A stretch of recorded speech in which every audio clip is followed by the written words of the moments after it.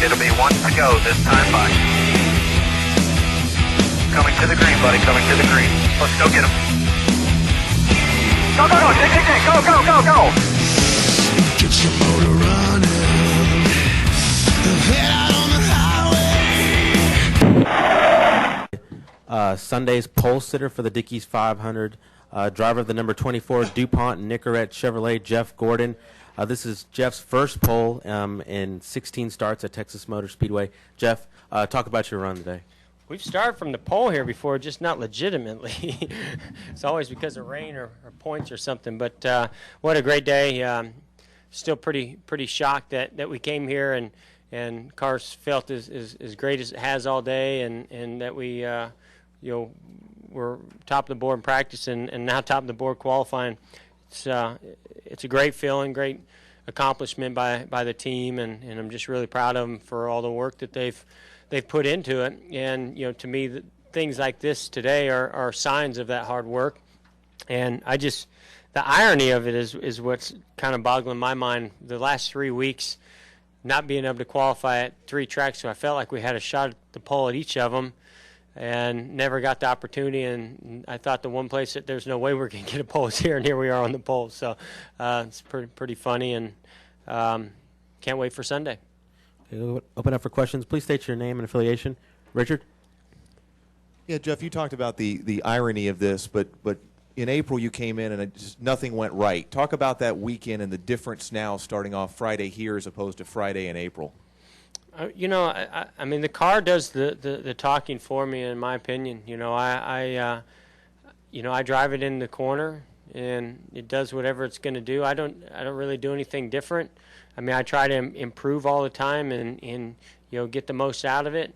But when the car does what I'm asking it to do and it sticks, we go fast. And I'm not saying that meaning that, hey, the guy's got to get the car right. I mean, it's all of us working together through testing, through communication, everything that it takes to get the right setup, the right feel, everything that matches up with how I'm driving the car. And when we were here in April, we just weren't even close. I mean, from the first lap off the truck, I knew we were in trouble. It just didn't feel right. It wasn't fast.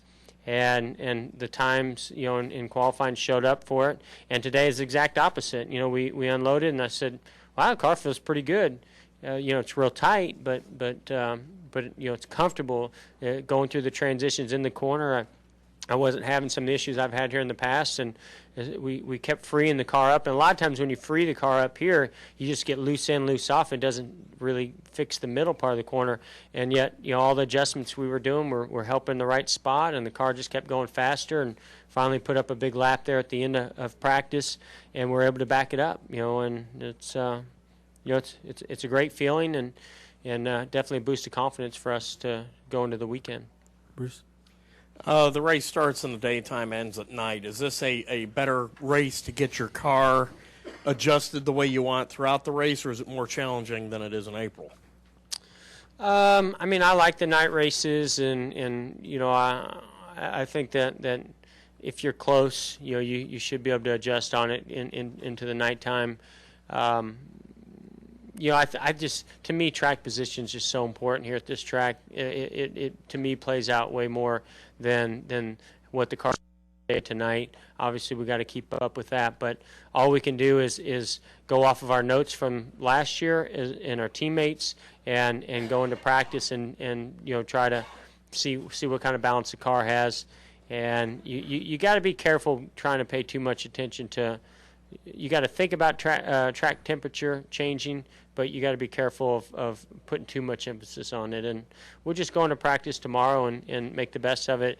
In the early practice. In the early practice, it would be the closest that it'll be for race when it goes into nighttime.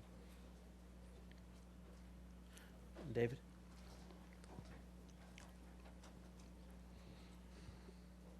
Speaking of irony, in a season where the big question about has been when are you going to win, would it not just sort of be almost fitting for you to do that here, the way things have gone?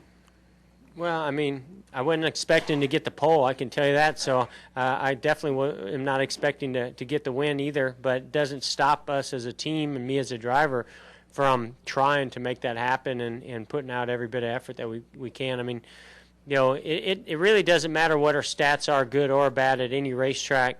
We go into that weekend believing that we can win the pole, that we can win the race, and constantly pushing ourselves and everything about the car and the setup to improve. Whether we won the last race there or finished dead last, that's just the kind of team that we are. And I think today pretty much proves and shows that we know everybody's talking about us not winning, and we certainly know that our stats here are not great, and yet we come out with a great car today, win the pole, and that's that's all we have to go on right now. I mean, we got to wait till Sunday to see how the race unfolds, but I can tell you that the track position is huge here and can play a big role.